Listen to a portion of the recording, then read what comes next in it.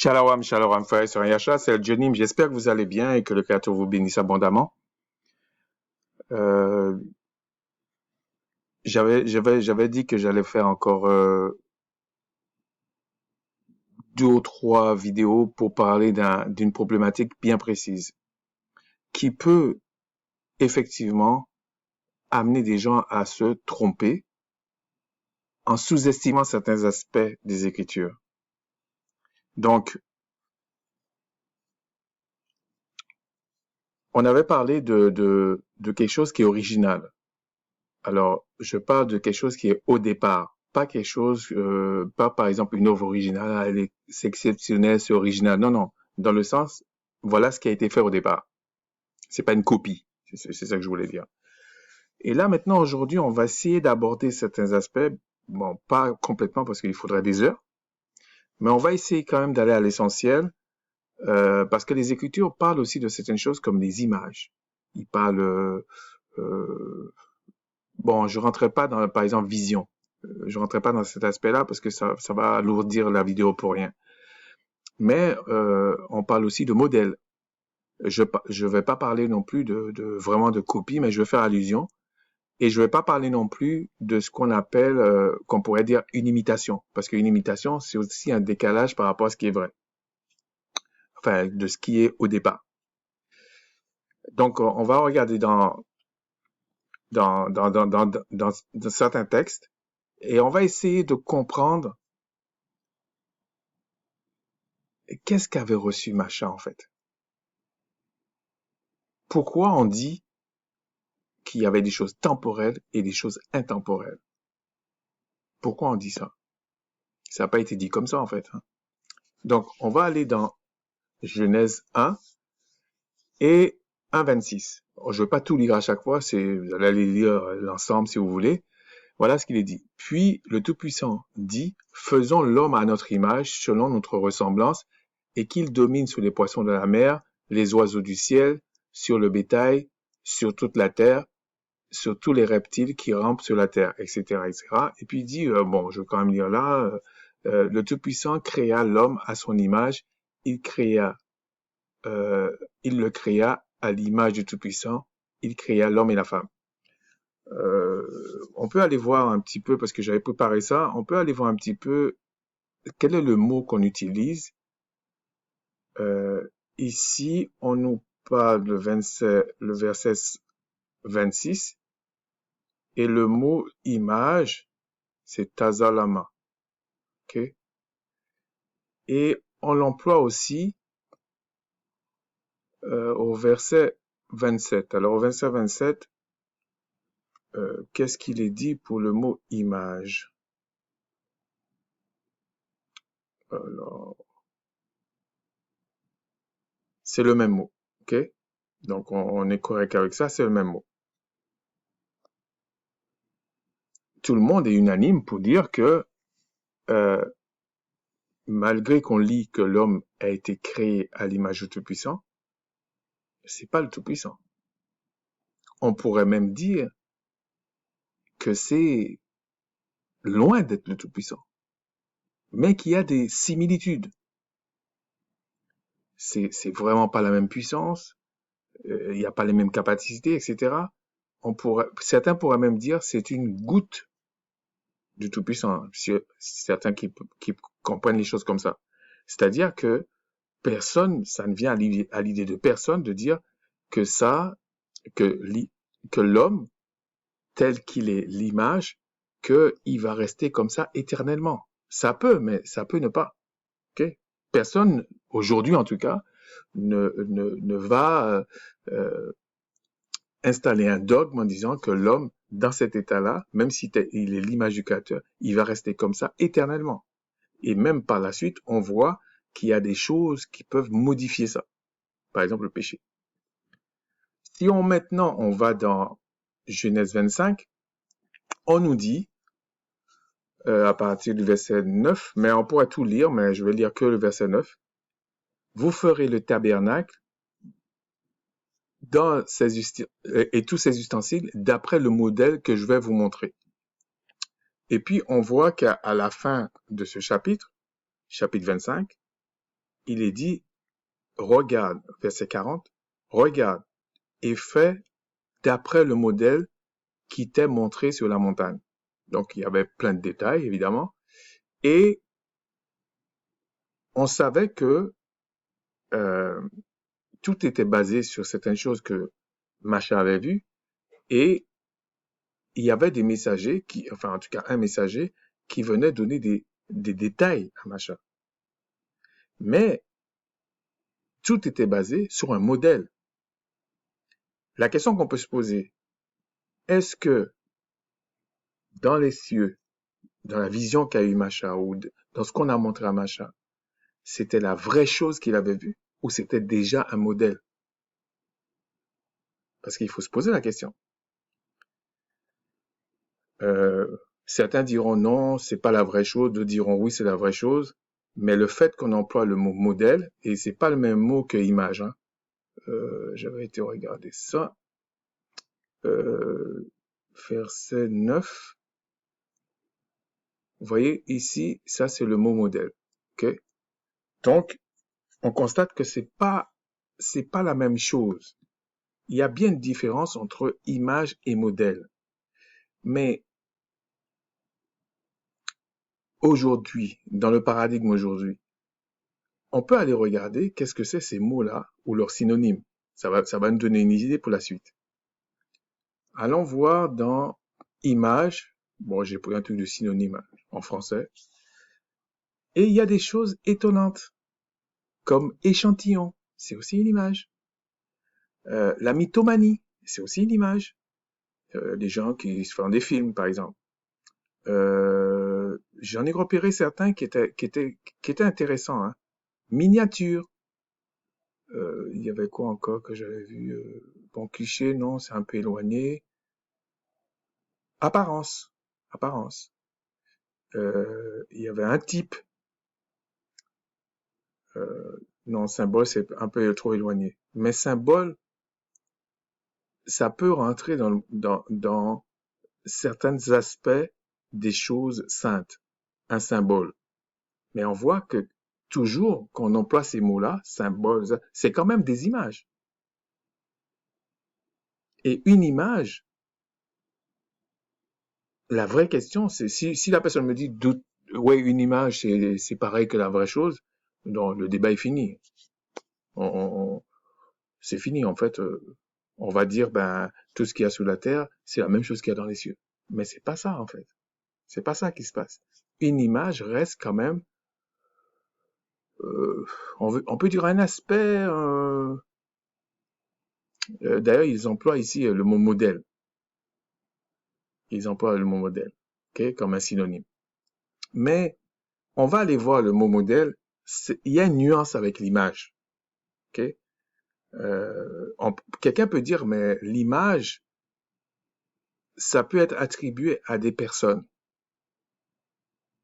ok, à des personnes ou à des silhouettes humaines, alors que modèle, c'est plus à des constructions, des choses comme ça. On peut voir comme ça. Mais une chose qui est sûre, c'est que, d'ailleurs, ils emploient même le miroir aussi, comme illusion aussi, dans les synonymes. C'est-à-dire que, même dans le paradigme d'aujourd'hui, une image n'est pas exactement la même chose que l'original, puisque dans les Écritures, on vous dit que les cieux des cieux ne peuvent pas contenir le Tout-Puissant. Alors que l'homme, sur la terre, si on compare la terre à un homme, l'homme c'est un microbe. Je parle d'apparence. Donc, il faudrait chercher ailleurs ce que c'est l'image. Pourquoi on dit que l'homme est l'image? C'est-à-dire que l'homme, il peut se déplacer, il peut parler, il peut rire, il peut penser, etc. Mais l'homme fait des choses que le Créateur n'a pas besoin. Pourtant, c'est là qu'on voit la limite de l'image. L'homme a besoin de dormir pour se régénérer. Le Tout-Puissant n'en a pas besoin. Donc, c'est pas pareil, c'est ce que je voulais dire. Maintenant, si on va dans modèle, j'avais repéré des petites choses qui pourraient être intéressantes. gabarit. Gabarit. C'est-à-dire que c'est quand même pas complètement la chose. Un modèle, c'est pas complètement la chose. On va voir aussi une idée. Bon, ils ont repris l'image, ça c'est correct. Et il y a aussi un spécimen, une reproduction. Vous voyez, un croquis. Donc on voit bien, échantillon ici revient, mais on voit bien que le modèle, c'est quelque chose qu'on doit construire, mais qui n'est pas exactement la même chose que l'original. Mais c'est un modèle. Donc ça peut être un modèle réduit, oui, mais ça peut être aussi des choses dans les grandes lignes qui sont exactement les mêmes, mais qui n'est pas dans le détail, qui n'est pas exactement la même chose. C'est-à-dire qu'il y a quand même un décalage entre la vraie chose et le modèle. Il y a aussi un aspect que j'avais dit que j'allais aborder, par exemple pour les copies. La copie, c'est un petit peu différent. Parce que là, on voit tout de suite qu'une copie, c'est pas vraiment la même chose que l'original. Mais on en avait parlé la dernière fois. C'est-à-dire que lorsqu'on parle d'une copie, vous voyez ici, on parle d'une maquette. On parle de certaines choses, un exemplaire. Vous voyez? La copie, ça se voit tout de suite que c'est pas la même chose. Donc c'est pour ça que j'ai pas voulu aborder ça et puis on l'avait déjà vu. Maintenant, si nous allons dans Colossiens,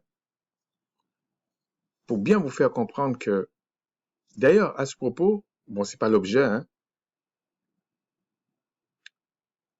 il y a dans les civilisations, notamment européennes,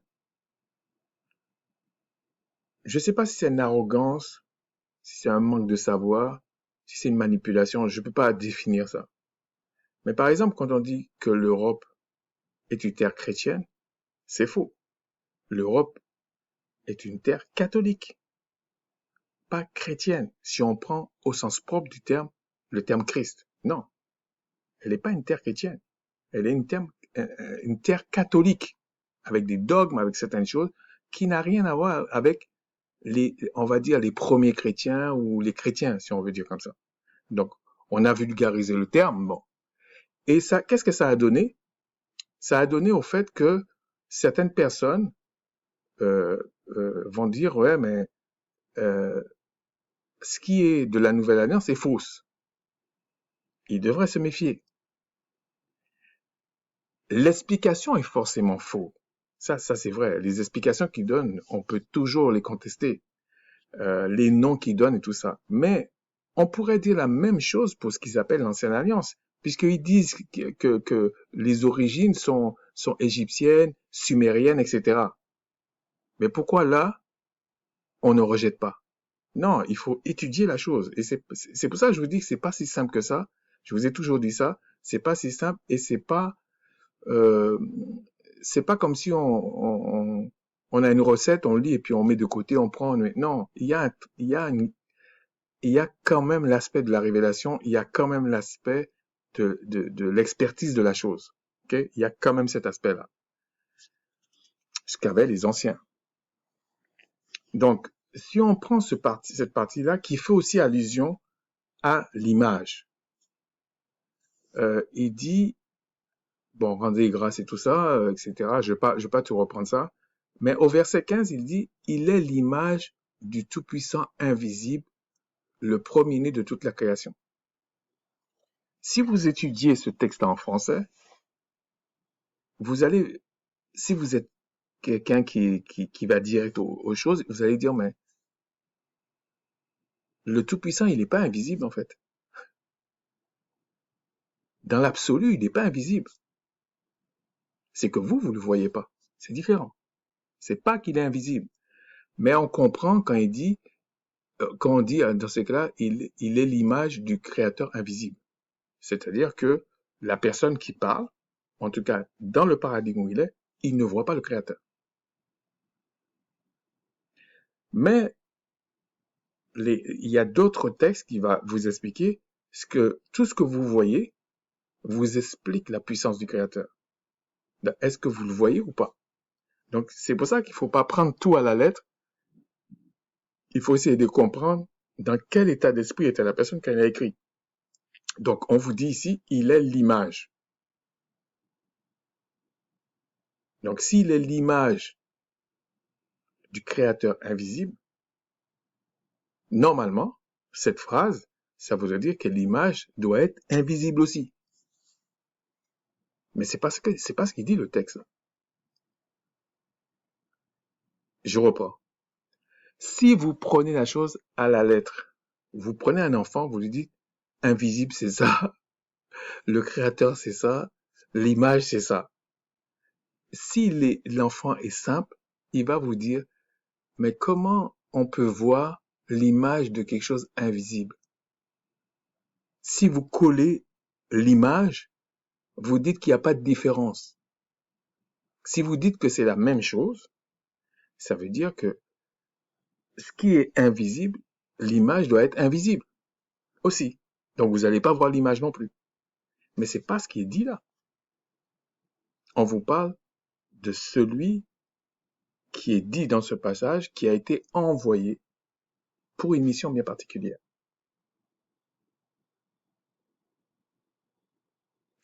Et on peut même faire allusion, l'homme qui a été créé en Genèse, et aussi, parce qu'on dit il est dit faisons l'homme à notre image. Je vais le relire ici. Il est dit, il créa l'homme à son image. Il le créa à l'image du Tout-Puissant. Et on vous dit dans ce passage que le Tout-Puissant, il est invisible. Effectivement, je ne peux qu'acquiescer dans ce sens, parce qu'effectivement, je peux témoigner que personne ne voit le Créateur comme il verra un homme. Donc, ça répond à la première question. Est-ce que l'image, c'est exactement la même chose que l'original? Là, non, parce que on est capable d'écrire des phrases comme ça en disant l'image du Créateur invisible. Donc, quand il a créé l'homme à son image, il était évident que l'image qui était, c'était peut-être, je sais pas, 1 milliardième de ce qu'est le Créateur, je sais pas. C'était pas exactement la même chose, mais quand on dit l'image, ça peut être qu'il y a des fonctionnalités qui sont les mêmes, mais d'autres qui ne sont pas les mêmes. Comme je vous dis, le Créateur ne dort pas, mais l'homme a besoin de dormir pour se régénérer. Donc il y a bien des différences. Vous allez voir où je veux en venir. Donc maintenant, et je vous ai parlé du mot image, je ne vais pas rentrer dans la définition, mais je vous ai montré des synonymes de modèle et de copie. Maintenant, et je vous ai dit, même en hébreu ancien, c'est pas le même mot. Image, je pourrais prendre les autres mots, c'est pas vraiment pareil. Okay? Image et modèle. Maintenant, si on va ici, dans Hébreu 8, j'aurais pu prendre un peu partout des versets, j'ai pris celui-là parce que je voulais montrer que même dans ce qu'on appelle la Nouvelle Alliance, ils avaient quand même compris certaines choses. Il faut pas regarder la Nouvelle Alliance sous le prisme du catholicisme ou même sous le prisme de la civilisation européenne. J'ai eu un échange avec quelqu'un sur un chat il y a quelques jours et en fait, je lui disais mais il y a beaucoup de personnes qui pensent que la Bible est européenne alors que c'est pas vrai. Il me disait n'importe quoi. Il me dit tu dis n'importe quoi. Et quand je lui ai dit non, il faudrait peut-être que tu t'attardes sur ça avant d'affirmer des choses. Quand même, c'est pas vrai. Et là, je lui ai dit, mais dans la Bible, on parle de l'Égypte, non? Est-ce que l'Égypte est européenne? Bon, il a jeté l'éponge parce que il a quand même reconnu parce que je lui ai fait comprendre que tu parles de quelque chose que tu ne connais pas. T'as même pas lu la Bible, en fait. Je parle même pas étudié. Je dis, t'as pas lu. Et je pense qu'il m'a pas infirmé ça. Non, non. Je pense il avait pas lu. Mais il y a beaucoup de personnes qui aiment faire ça. Ils n'ont pas étudié la chose, ils n'ont pas lu, ils se sont pas arrêtés sur certaines choses. Et ils vous envoient des dogmes, en fait, pour vous dire telle chose, telle chose. Et c'est là que des gens viennent avec des explications et vous manipulent. On a fait ça à des mélodermes depuis plusieurs siècles. C'est pas un truc qui s'est fait hier. C'est quelque chose de très très grave en fait. Et d'ailleurs jusqu'à maintenant, la technique de certains peuples, c'est de manipuler les autres. Certains vont dire ouais c'est bien que les Américains fassent America First. Il faudrait qu'on fasse pareil avec l'Europe First ou la France First, peu importe. Mais l'Amérique du Sud First, non ça va pas. L'Afrique First, ça va pas. L'Asie, c'est mitigé. C'est-à-dire que il y a toujours deux poids, deux mesures. Mais il faut chercher à savoir ce qu'il y a derrière. Ou alors, vous dites, je comprends pas, et puis c'est comme ça, hein, c'est pas grave. Parce que quand vous dites que vous comprenez, on va vous manipuler. Ok? Ce que je suis en train de faire là, je suis pas en train de dire que les écritures, ce n'est pas important. Je suis en train de dire, lorsqu'on lit les écritures, nous devons tenir compte de tout ce paradigme qu'on a perdu pour comprendre pourquoi ils ont écrit comme ça. Oui, c'est vrai que quelqu'un peut venir en disant ouais, mais Jésus c'est faux. Oui, c'est faux. On le sait ça. Mais est-ce que l'histoire elle est fausse? Oui, il y a des passages de ce qu'ils appellent l'ancienne alliance, ça vient des Sumériens ou ça vient de l'Égypte antique, etc. Mais est-ce que ça veut dire que c'est faux? C'est toujours la même chose. Donc on dit ici, je vais lire simplement ce qui est entre parenthèses. Oh, je vais tout lire.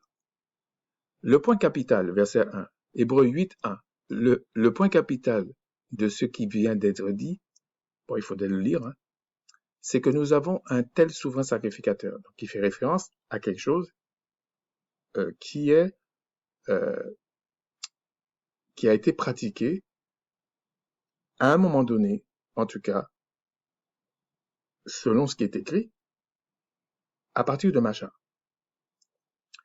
Donc il parle de souverain sacrificateur. Mais ce souverain sacrificateur, on l'a établi d'après un modèle. Ce n'est pas la vraie chose, déjà. Et je vous ai dit, quand on dit fait d'après le modèle que tu as vu, à moins d'être de mauvaise foi, on sait que le modèle qu'il a vu, c'est déjà pas la vérité. C'est un modèle. Un peu comme vous voyez un enfant, ou même un adulte, hein, vous allez prendre un cours, un truc comme ça, vous comprenez pas, ou pour vous faire comprendre, on vous explique en prenant soit des échantillons, soit une copie, soit une image, on essaie de vous expliquer quelque chose qu'on ne peut pas vous représenter, ou qu'on voit que vous avez du mal à comprendre. C'est un peu ce qui s'est passé. C'est pour ça qu'on dit que c'est aussi une pédagogie, les Écritures. Donc, il dit, qui s'est assis à la droite du trône de la majesté divine, enfin, je préfère dire, à la limite, on aurait pu dire Yavin, dans les cieux, comme ministre du sanctuaire et du véritable tabernacle qui a été dressé par le Seigneur et non par un homme. Et là, on vous dit du véritable tabernacle. Du véritable tabernacle. Donc, ça veut dire qu'on vous explique que le tabernacle de ce souverain sacrificateur qui était à partir de Macha avec Aaron, la lignée d'Aaron, n'était pas le véritable tabernacle. C'était un modèle. Okay? Ensuite, on continue. Tout souverain sacrificateur est établi pour présenter des offrandes. Là, on explique le concept même des offrandes et des sacrifices. D'où il est nécessaire que celui qui est aussi quelque chose, que celui-ci ait quelque chose à présenter.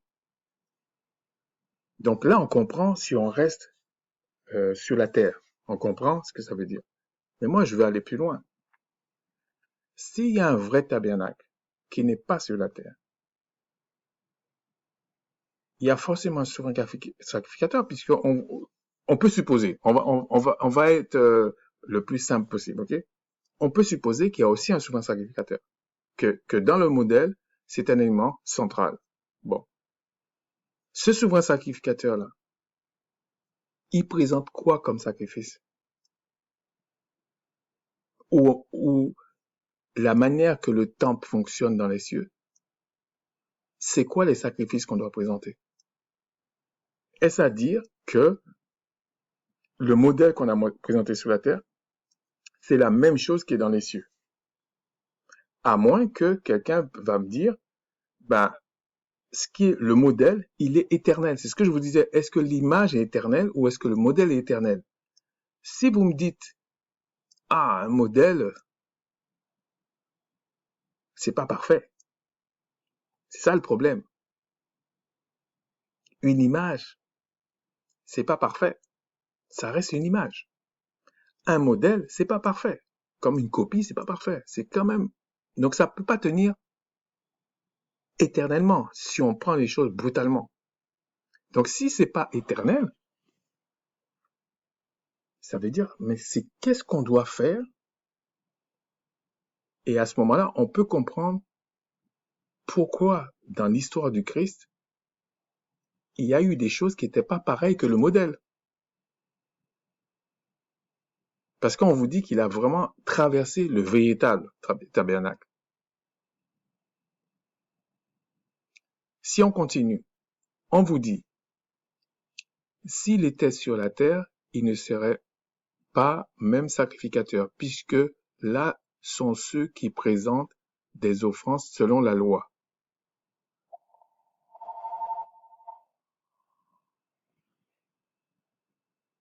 Excusez-moi, ça sonne comme par hasard.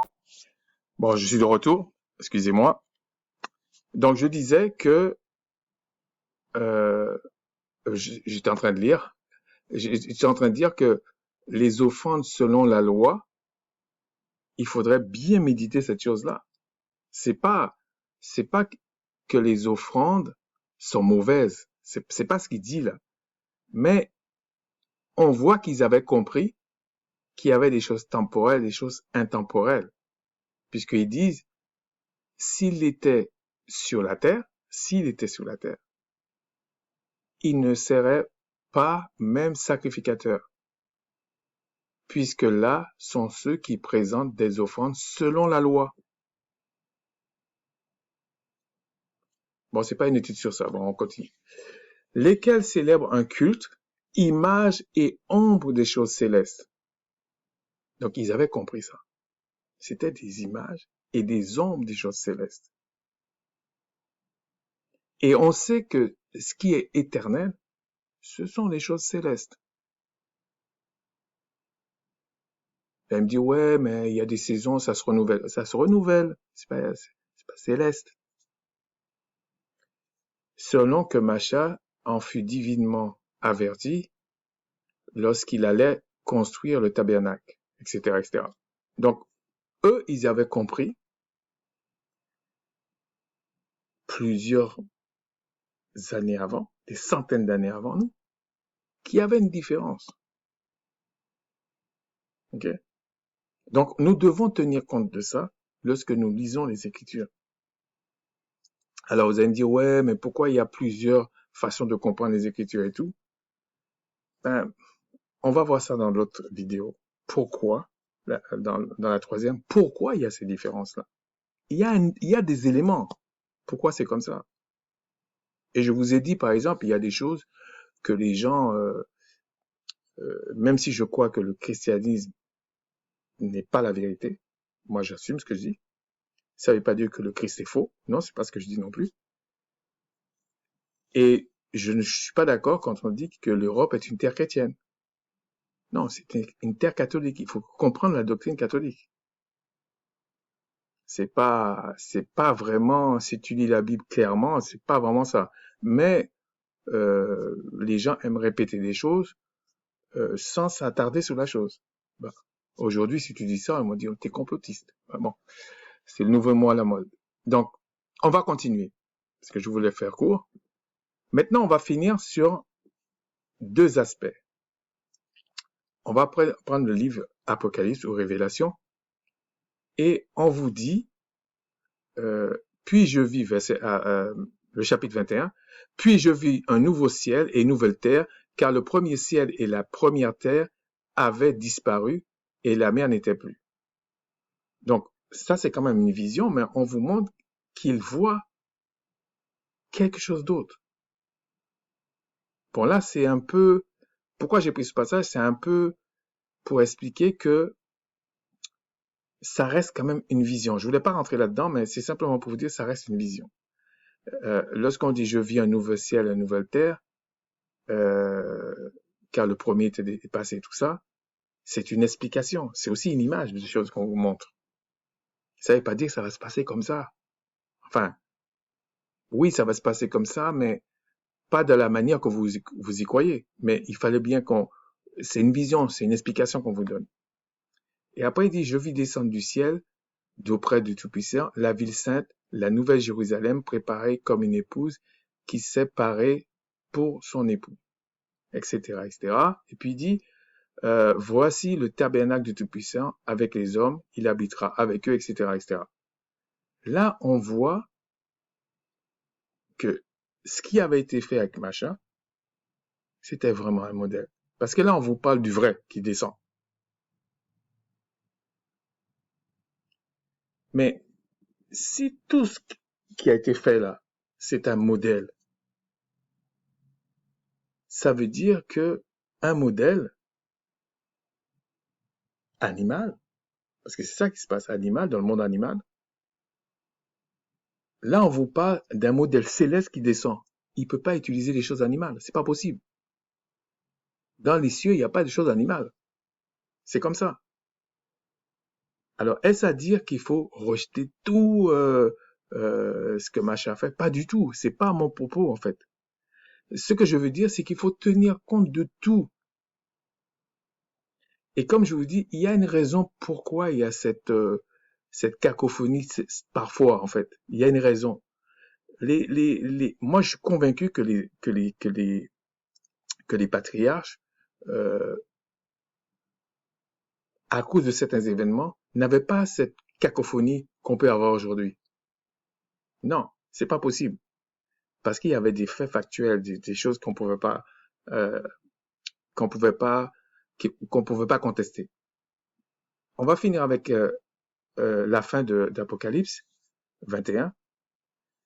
Et on vous dit, la ville n'a besoin ni de soleil ni de lune pour l'éclairer, car la gloire du Tout-Puissant l'éclaire et l'agneau est son flambeau. Mais qu'est-ce que devient la lune? Qu'est-ce que devient toutes ces choses qu'on avait créées? Je sais pas dans quel jour, hein, attendez.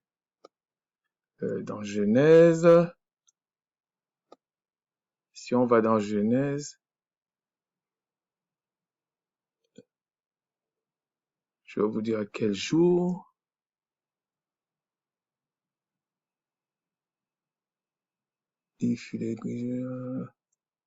C'était le 4e jour. Donc on vous dit, le Tout-Puissant avait créé les luminaires pour euh, pour marquer le temps, en fait, on va dire en gros comme ça. Okay. C'était pour éclairer tout ça, mais c'était pour marquer le temps. Mais là, on vous dit qu'il n'y en aura plus. Ça se comprend, mais c'est pas l'objet. Ok, ça se comprend, mais c'est pas l'objet de ce partage. Donc en fait, ici, on constate bien que, ben, là encore,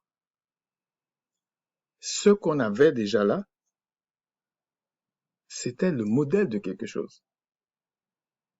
Pourtant, vous voyez toutes ces choses-là, mais on vous dit que c'est des modèles, c'est des images. Quand vous comprenez certaines petites choses comme ça vous rend beaucoup plus petit. Donc l'orgueil, vous mettez de côté, enfin, ça vous humilie même quand vous êtes orgueilleux parce que vous voyez que vous êtes rien là. Alors je dis pas rien dans le sens d'être complexé, c'est pas ça, mais dans le sens de se dire la vérité, voilà. Et il dit, euh, en fait, il montre ici que, en fait, il y aura en tout cas, ce qui est prévu, il faut être précis là, ce qui est prévu les vraies choses prévues, ça veut pas dire que c'est pas des modèles, ça veut pas dire que c'est pas des images, mais que ça va se faire à un moment donné sur la Terre. Parce que, est-ce à dire que la ville qui va descendre, le tabernacle, tout ça qui va descendre, est-ce à dire que ça va effacer cette loi, on va dire pas universelle, mais cette loi euh, intemporelle, que tu ne peux pas voir le Créateur dans sa globalité et vivre.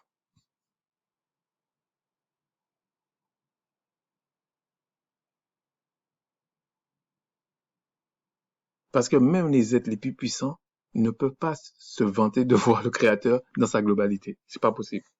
Mais ça, c'est encore une autre chose. En fait, ce que je voulais partager ici, c'était de dire, mais lorsqu'on parle de certaines choses, lorsqu'on se projette dans l'avenir dans certaines choses, il faut tenir compte de toutes ces choses-là. Parce qu'il y a des gens qui, honnêtement, vont se poser la question et vont voir certaines choses. Et je me pose aussi, je me dis, pas je me pose, je me dis, il y a des choses qu'on qu'on qu'on néglige qui fait que sûrement le créateur dit, mais je dis sûrement, dans ma façon de comprendre, ils sont pas prêts. Parce que il y a des choses quand même qu'il faut, par exemple, c'est pour ça que j'avais pris le texte la dernière fois en disant que Daniel, qui était un contemporain, qui avait vécu des choses, même s'il était petit, au moment qu'il est parti d'Israël, etc., etc., et qu'il a vécu, il y avait des messages qui venaient lui parler, il avait des visions et tout ça. Il a fallu avoir une explication. Pourtant, il lisait le texte, comme vous et moi. En plus, avec un hébreu que sûrement personne va contester que c'est la vraie façon de parler. Donc tout ça pour dire, voilà, je vais refermer la page sur ça. C'était ça que je voulais vous parler, c'est que il ne faut pas perdre, il faut pas mettre de côté que la révélation qu'a eue Macha, c'était un modèle, c'était l'image de quelque chose. Ça a toute son importance. Mais on ne peut pas prendre cette partie-là et rejeter d'un revers de la main certaines choses qui a été même dit dans l'évangile de Matthieu, par exemple. On peut pas faire ça. Je sais que ça nous amène à faire beaucoup de travail et ce n'est pas non plus ce que dit le christianisme.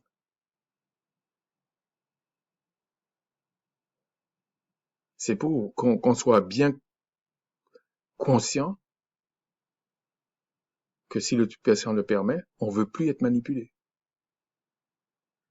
Sur ce, je vous dis un gros shalom.